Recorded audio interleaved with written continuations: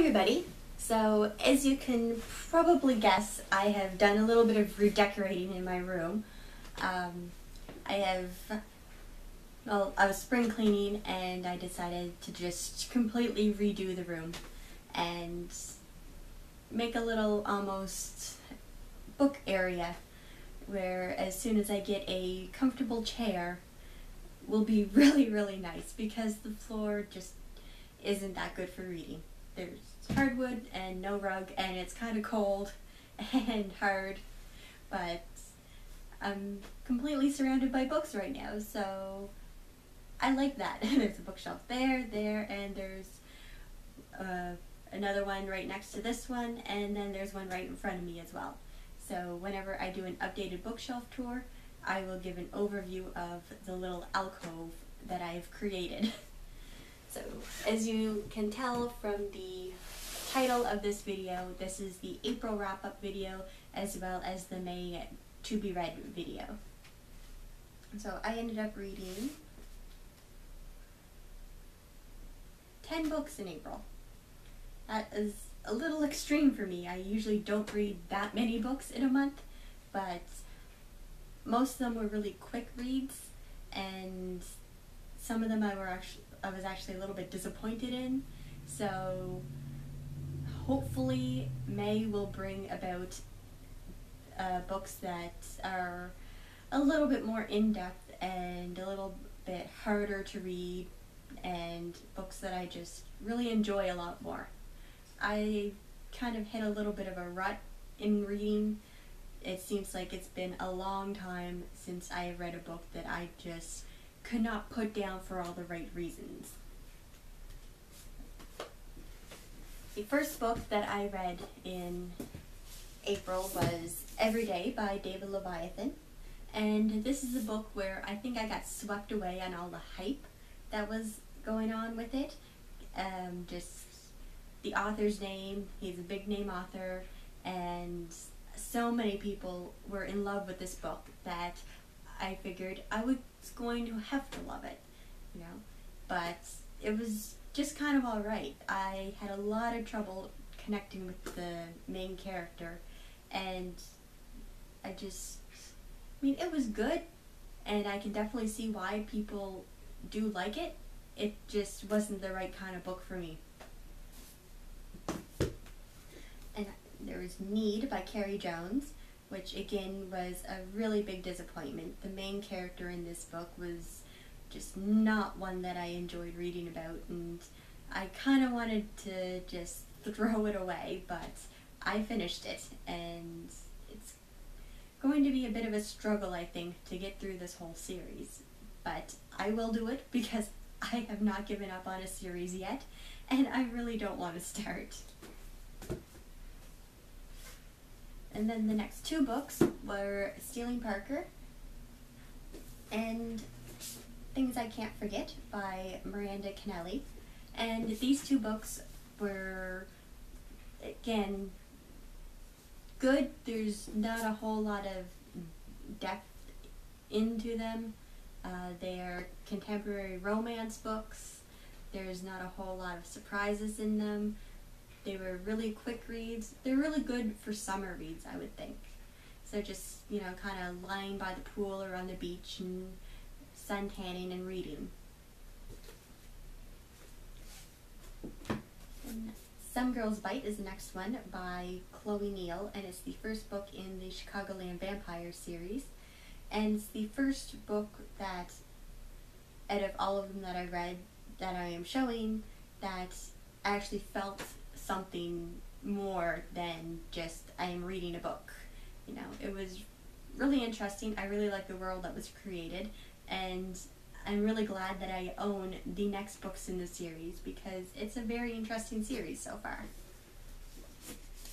Haven by Kristi Cook, and it was another one that I enjoyed. It didn't blow me away. It was kind of predictable and too quick to read as well, but there's enough in there that really does make me want to pick up the next book whenever I get around to buying it. Pandemonium by Lauren Oliver, which is the sequel to Delirium. And again, you know, it was a quick read. There's some issues that I take with the world building and things like that, but it's still a pretty good series, and it is one that I do own the next book in. So I'm not sure if I'll get around to reading that in this month, but maybe in June.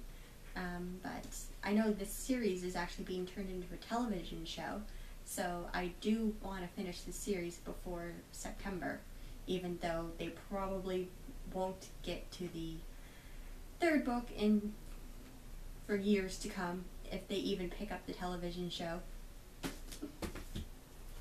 And next book is Heist Society by Ali Carter, and this one I actually really liked it. I wasn't sure if I was going to, just because teenage criminals is kind of meets Ocean's 11. It was a different concept for me, but it was very enjoyable. Again, there wasn't a whole lot of surprises for me, so I really missed that in a book, but it was a really good book, and I cannot wait to read the sequel on that one. And With All My Soul by Rachel Vincent. This is the last book in the Soul Screamer series, and I'm really sad that this series is over. I really like this series. It's kept me entertained from the very beginning.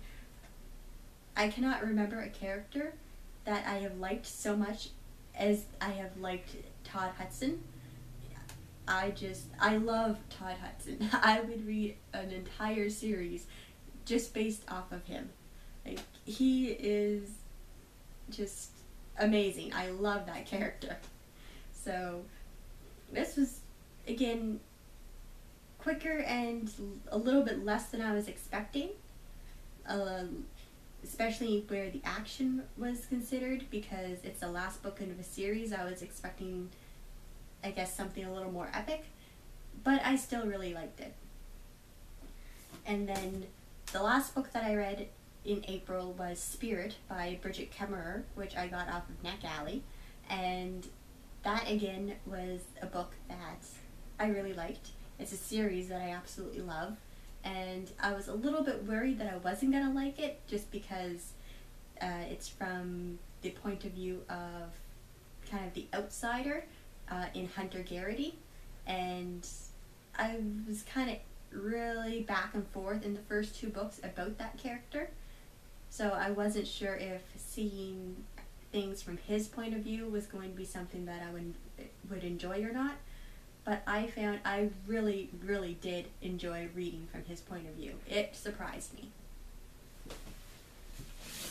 And then for May, I have Uncommon Criminals. I couldn't remember the name of the book for a minute. By Ali Carter, which is the sequel to Heist Society.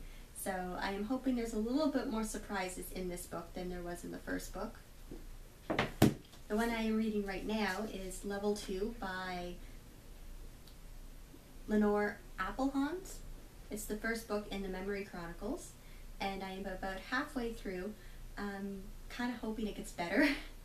It's pretty different. It's kind of a dystopian, but also there's angels, and it's very weird and very hard to explain, and I don't want to say much about it because I don't want to give anything away if there's any surprises in the last half of the book, so I'm not going to make any guesses, but I am hoping it gets better. When the Sea is Rising Red by Kate Hellisen. Paranormalcy by Kiersten White. And Natural Born Angel by Scott Speer. And those are only 5, so I'm not sure if I'm going to be able to get as much read this month as I did last month, but just in case, I am also going to possibly be reading Friday Night Bites by Chloe Neill, which is the second book in the Chicagoland Vampire series. And if I also get that book done, I am starting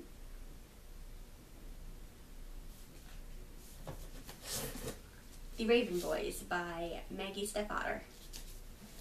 So that will bring my total up to 7, and possibly more depending on how much I get read.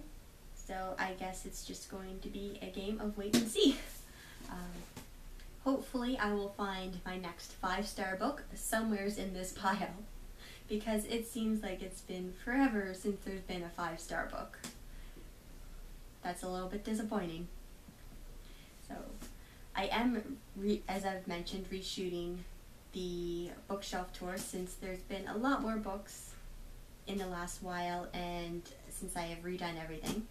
And then anybody who has watched the last video knows there's a giveaway on, so that ends on the 25th of May, and within the next day or so after that I will get around to filming the winner reveal. I'm probably just going to throw all the names in a hat if I can find a hat, because I am not a hat person, but I am sure I can find a hat or a jar or something to put everybody's name in that has entered, and I'm just going to draw a name to win.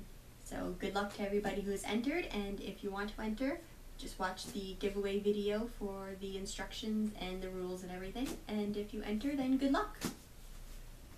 So that's all for now. What books are you reading in May? Put them down below, and if you see any books here that you want to read or you just want to talk about, just message me. I'm around.